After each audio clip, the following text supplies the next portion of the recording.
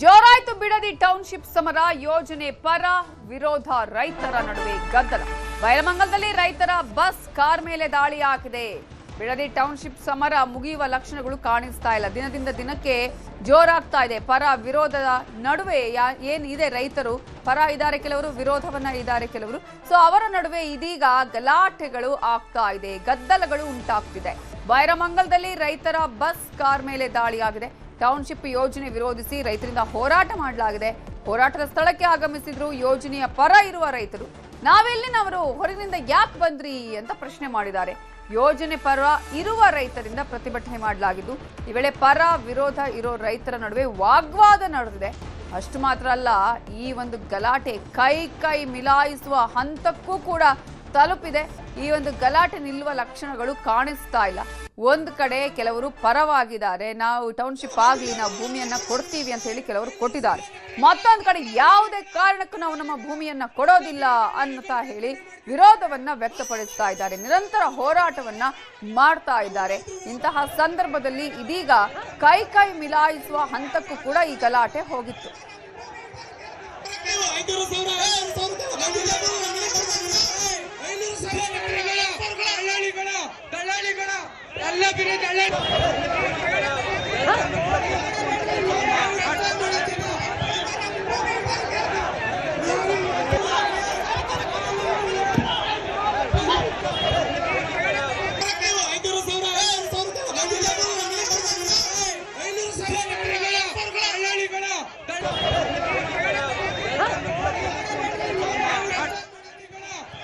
ಇದೇ ವಿಚಾರಕ್ಕೆ ಸಂಬಂಧಪಟ್ಟ ಹಾಗೆ ಇನ್ನಷ್ಟು ಡೀಟೇಲ್ಸ್ ಅನ್ನು ಕೊಡೋದಕ್ಕೆ ನಮ್ಮ ರಿಪೋರ್ಟರ್ ವೆಂಕಟೇಶ್ ಈಗ ಫೋನ್ ಸಂಪರ್ಕದಲ್ಲಿ ಜಾಯ್ನ್ ಆಗಿದ್ದಾರೆ. ವೆಂಕಟೇಶ್, ರೈತರೇ ಒಂದ್ ಕಡೆ ಪರ, ಮತ್ತೊಂದ್ ಕಡೆ ವಿರೋಧ ಅನ್ನುವಂಥದ್ದು ಈಗ ಅವರಲ್ಲೇ ಇರುವಂತಹ ಅಭಿಪ್ರಾಯಗಳನ್ನ ನಾವು ಕೂಡ ಹಲವು ದಿನಗಳಿಂದ ಗಮನಿಸ್ತಾ ಇದ್ವಿ.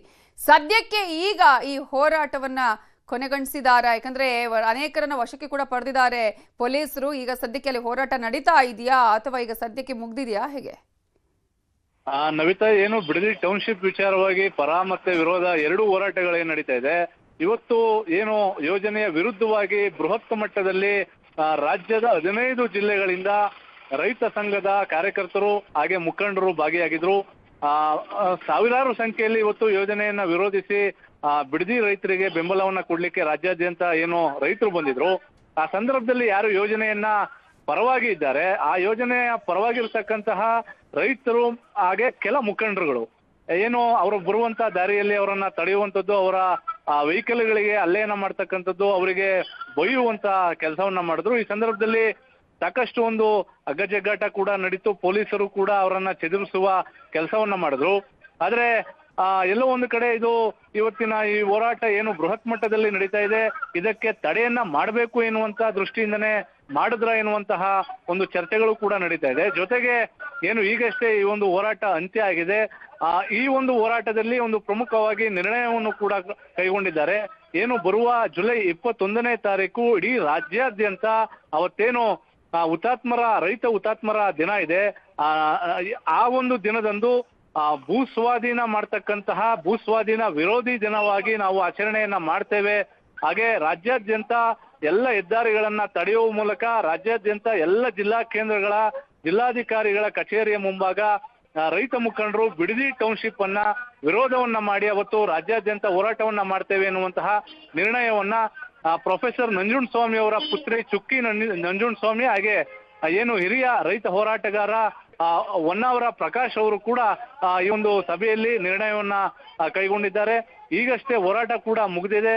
ಮತ್ತೊಂದು ಕಡೆ ಪರವಾಗಿರ್ತಕ್ಕಂತಹ ಹೋರಾಟಗಾರರು ಕೂಡ ಏನು ಹೊರ ಜಿಲ್ಲೆಗಳಿಂದ ಬಂದಿರತಕ್ಕಂತಹ ರೈತರನ್ನ ತಡೆಯುವಂತಹ ಪ್ರಯತ್ನವನ್ನು ಕೂಡ ಮಾಡಿದ್ದಾರೆ. ನವಿತಾ, ಈಗ ವೆಂಕಟೇಶ್, ಈಗ ಈ ಒಂದು ಹೋರಾಟ ಇಲ್ಲಿಗೆ ನಿಲ್ಲುವ ಹಾಗೆ ಅಂತೂ ಕಾಣಿಸ್ತಾ ಇಲ್ಲ.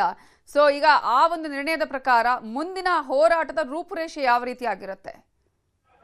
ಖಂಡಿತ ನವಿತಾ, ಯಾಕಂದ್ರೆ ಇವತ್ತು ಏನು ಹೊರ ಜಿಲ್ಲೆಗಳಿಂದ ಬಂದಿರತಕ್ಕಂತ ರೈತರನ್ನ ತಡೆದು ಒಂದು ರೀತಿ ಹೈಡ್ರಾಮಾವನ್ನ ಬೈರಮಂಗಲ ಗ್ರಾಮದಲ್ಲಿ ಏನು ಸೃಷ್ಟಿಯನ್ನ ಮಾಡಿದ್ರು.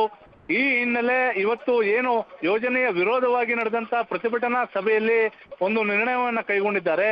ಜುಲೈ 21ನೇ ತಾರೀಕು ಏನು ಈ ಒಂದು ಸಾಮೂಹಿಕವಾಗಿ ಇಡೀ ರಾಜ್ಯಾದ್ಯಂತ ಹೋರಾಟವನ್ನ ಮಾಡ್ಲಿಕ್ಕೆ ಕರೆಯನ್ನ ಕೊಟ್ಟಿದ್ದಾರೆ. ಜುಲೈ 21ರ ಬಳಿಕ ಏನು ದೆಹಲಿಯಲ್ಲಿ ನಡೆದಂತ ಹೋರಾಟ, ಏನು ಕೇಂದ್ರ ಸರ್ಕಾರದ ವಿರುದ್ಧ ನಡೆದಂತ ಹೋರಾಟದಲ್ಲಿ ಭಾಗಿಯಾಗಿದ್ದಂತಹ ರಾಷ್ಟ್ರೀಯ ರೈತ ಮುಖಂಡರನ್ನ ಬೈರಮಂಗಲಕ್ಕೆ ಕರೆತರುವಂತಹ ಪ್ರಯತ್ನವನ್ನು ಕೂಡ ಮಾಡ್ಲಿಕ್ಕೆ ಈಗಾಗಲೇ ಎಲ್ಲ ರೀತಿಯ ತಯಾರಿಯನ್ನು ಕೂಡ ಮಾಡ್ಕೊಂಡಿರುವಂತದ್ದು ನವಿತಾ. Thank you Venkatesh ಡೀಟೇಲ್ಸ್ಗೆ.